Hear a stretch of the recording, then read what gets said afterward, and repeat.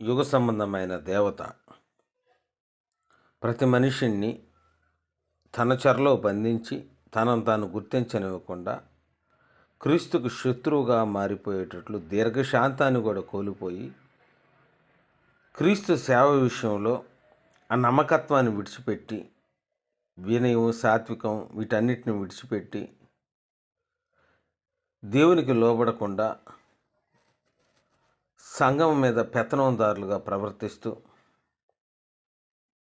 తనను తాను దేవునికి శత్రువుగా మలుచుకుంటూ సంఘాన్ని దేవుని వైపు మళ్లించకుండా సంఘం మీద భక్షణ చేస్తూ దేవుని దృష్టిలో అవిధేయులుగా మార్చే ఒక అదృశ్య వినాశకుడు యుగ సంబంధమైన దేవత.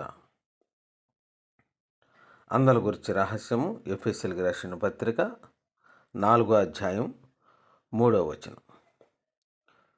మీరు పిలువబడిన పిలుపునకు తగినట్లుగా దీర్ఘశాంతంతో కూడిన సంపూర్ణ వినయంతోనూ సాత్వికముతోనూ నడుచుకొనవలనని ప్రభువును బట్టి ఖైదీనైన నేను మిమ్మను బతిమాలు కొనుచున్నాను. ప్రభువును బట్టి ఖైదీ అయ్యాడంట అపోస్తుడైన పౌలు. సువార్తకి ఖైదీ అయ్యాడు.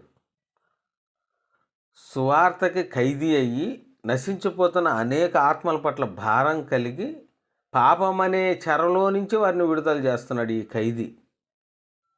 ఈ ఖైదీ ఎలా ఉన్నాడంటే, దేనికి ఖైదీ అంటే సువార్తకు ఖైదీ. సువార్తకు బంధించబడ్డాడు, సువార్తలో బంధించబడ్డాడు. సువార్తకు బంధించబడి సువార్తలో బంధించబడి ఉన్నాడు. కాబట్టి ప్రభువును బట్ట ఖైదీనైన నేను మిమ్మును బతిమాలు కొనుచున్నాను. ఎందుకు బతిమాలుచున్నాడంటే, మీరు ఏ పిలుపుకు పిలువబడ్డారో, కాబట్టి మీరు పిలువబడిన పిలుపుకు తగినట్లుగా, ఏం పిలుపు అది? పరిశుద్ధులు, దేవుని సొత్తు అయిన ప్రజలు, రాజులైన యాజక సమూహం, దేవుని సొత్తు, పరిశుద్ధ జనము.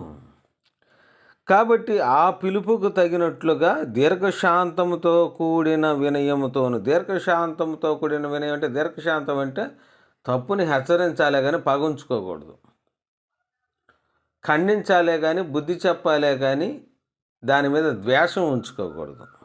ఎవరైనా తప్పు చేసినప్పుడు తప్పును ఖండించాలి, బుద్ధి చెప్పాలి. అదే తరుణంలో ద్వేషం ఉంచుకోకూడదు, అసూయ ఉంచుకోకూడదు. అందుకే మీరు పిలువబడిన పిలుపునకు తగినట్లుగా దీర్ఘశాంతముతో కూడిన సంపూర్ణ వినయంతోను అన్నాడు. దీర్ఘశాంతంతో కూడిన సంపూర్ణ వినయం. ఇక మనం ఎక్కడ ఎవరి మీద అసూయ ద్వేషం ఏమి ఉంచుకోకూడదు. సంపూర్ణ వినయంతోను సంఘం పట్ల అనగా దేవుని పట్ల సంపూర్ణ వినయంతోను సాత్వికముతోను, సంఘం పట్ల సాత్వికంతోను అంటే వాళ్ళని హెచ్చరించాలే కానీ వాళ్ళను పోషించాలి వాక్యంతో. కాబట్టి సాత్వికంతోను నడుచుకొనవలనని అంటే వాళ్ళని గద్దించినా వాళ్ళని హెచ్చరించినా దాని వెనక ప్రేమే వారి నరకానికి వెళ్లకుండా వారి ఆత్మలు నిత్య జీవానికి వెళ్ళటానికి హెచ్చరించాలే తప్ప దాని వెనక అసూయతో ప్రేమ లేకుండా వాళ్ళని అణిచివేయటానికి, వాళ్ళని ఎక్కిరానికి. చాలామంది అలా ఉంటారండి. తోటి సేవకులను ఎక్కిరానికుండా అణిచి కొడతా ఉంటారు. వీళ్ళు అణచేస్తున్నారంటేనే తర్వాత దేవుడు వాళ్ళని అణిచేస్తాడు. అలా దేవుని చేత అణిచివేయబడిన వారు చాలామంది సువార్థికులు ఉన్నారు, సంఘ కాపర్లు ఉన్నారు. అదే తరంలో చాలామంది విశ్వాసులు కూడా ఉన్నారు. ఎదుటి వారిని ఎవడైతే అణిచివేయటానికి ప్రయత్నిస్తాడో వాడి ఆత్మీయ జీవితం అంతా అణిచివేయబడి ఉంటుంది. తర్వాత భక్తిహీనుడు అయిపోతాడు. ఎదుటి వారిని అణిచేయాలని చూడబాకు. వాడిని అవసరమైతే జీవమార్గంలో నడిచే విధానం అతనికి సరిగా తెలియకపోతే హెచ్చరించి సరిచేసి నీకంటే గొప్పవాడిగా చేయటానికి ప్రయత్నించు. నీ కాళ్ళ కిందే ఉండాలని చూడబాకు. అలా చూస్తున్నావంటే నీవు చాలా తప్పు చేస్తున్నావు. కాబట్టి ఈ విషయాలు గ్రహించాలి.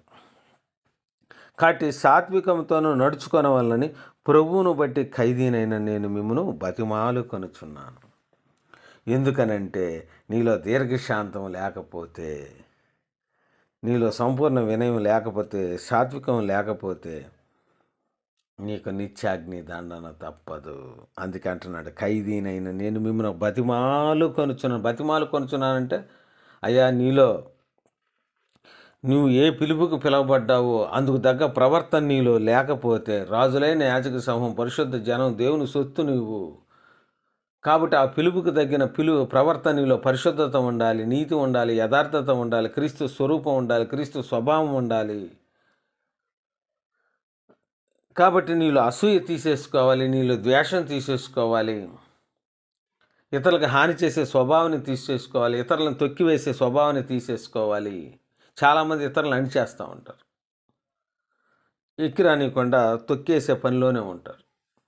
వీళ్ళతో తొక్కి తొక్కి తొక్కి దేవుడి తర్వాత దేవుని చేత వారు తొక్కబడతారు. అందుకే వాళ్ళ సంఘాలన్నీ చూడు, వాళ్ళ సంఘాలన్నీ దిగజారిపోతూ ఉంటాయి. అలా తొక్కేవాళ్ళు వ్యక్తి అయినా విశ్వాసైనా దిగజారిపోతావు నువ్వు తొక్కేయాలని చూస్తే. సేవకుడమైనా ఎదుటి వారిని ఎదుటి సేవకుని కానీ ఎదుటి విశ్వాసి కానీ తొక్కేయటానికి నువ్వు ప్రయత్నించావా, తర్వాత దేవుని చేత తొక్కివేయబడతావు. దేవుడా నన్ను క్షమించని నటన ప్రార్థనలు ఆయన కాడ పనికిరావు, నటించే ప్రార్థనలో. అది నీ పశ్చాత్తాప హృదయంలోంచి కలిగితేనే ఆయన క్షమిస్తాడు. కాబట్టి ఆ పిలుపుకు తగినట్లుగా దీర్ఘశాంతంతో కూడిన అన్నాడు. దీర్ఘశాంతం అంటే తప్పుని హెచ్చరించితే కానీ, ఖండించితే కానీ, సరిచేసితే కానీ అసూయ ఉండదు, పగ ఉండదు. అది దీర్ఘశాంతం అంటే. కాబట్టి దీర్ఘశాంతంతో కూడిన సంపూర్ణ వినయంతోనూ, సంపూర్ణ వినయం, మళ్ళీ అక్కడ దేవునికి సంఘానికి వాక్యానికి లోబడి, దేవునికి సంఘానికి వాక్యానికి లోబడి పరిశుద్ధాత్మలో ఆత్మీయ జీవితాన్ని కొనసాగించాలి. చూడండి, సంపూర్ణ వినయంతోనూ సాత్వికంతోనూ. సాత్వికం అంటే హెచ్చరిస్తావే కానీ అసూయ ఉండదు. అది సాత్వికం అంటే అసలు పట్టించుకోకుండా ఉంటావని కాదు దాని ఉద్దేశం. హెచ్చరిస్తావు, నీతిపక్షాన్ని నిలబడతావు, సరిచేయటానికి ప్రయత్నిస్తావు, పగతో చేయవు. అది సాత్వికముతోనూ నడుచుకొనవలని ప్రభువును బట్టి ఖైదీనైనా నేను మిమ్మల్ని బతిమాలు కొనుచున్నాను. ఎందుకంటే ఈ లక్షణాలు క్రీస్తుకు అనుకూలంగా ఉండాలి. ఈ లక్షణాలన్నీ నీలో క్రీస్తుకు అనుకూలంగా ఉండాలి. క్రీస్తుకు అనుకూలంగా, దేవుని సంఘానికి అనుకూలంగా, దేవునికి నచ్చే విధంగా లేకపోతే నిత్యాగ్ని దండన తప్పదు. ఎంతటి వాడివైనా, ఎన్ని సంఘాలు కట్టిన వాడివైనా నీలో అహంకారం ప్రేట్రేకి పోతుందా? అహంకారం చేత నీ కింద ఉన్న వాళ్ళని చిన్నచూపు చూస్తున్నావా? హేళన చేస్తున్నావా?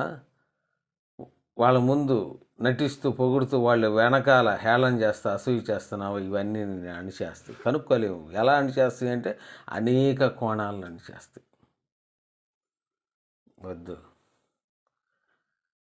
దేవుని గురించి గొప్పగా చెప్పు, సవాళ్ళతో కూడా చెప్పు.